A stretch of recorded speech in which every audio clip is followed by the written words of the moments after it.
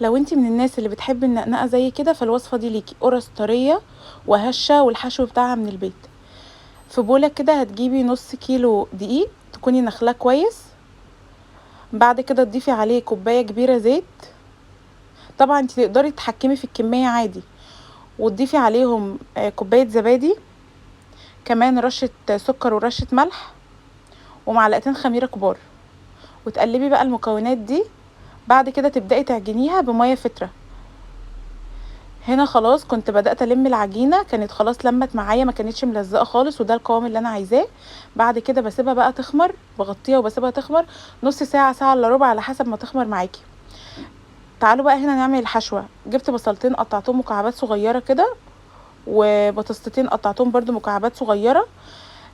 ضفت عليهم بهارات بتاعتي، انتي بقى تحبي تضيفي البهارات انتي عايزاها. انا ضفت ملح، فلفل اسود، توم باودر، بصل باودر، وشطة. وبدأت اقلبهم كويس كده. بعد كده ضفت عليهم كوبايه كبيره ميه علشان يبداوا يستووا. هنا خلاص كنت قلبتهم كده تقليبه بسيطه، وبعد كده سبتهم بقى يستووا مع بعضهم.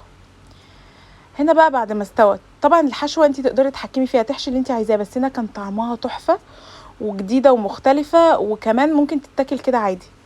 كانت هنا خلاص العجينه بتاعتي خلصت. قطعتها كور صغيره كده، انت تتحكمي برضو في التقطيع. وبدات احشيها البطاطس بتاعتي وجبنه شيدر، ودخلتها الفرن. وبعد ما طلعت كانت طريه جدا وطعمها تحفه، والريحه بتاعتها كمان فظيعه. جربوها.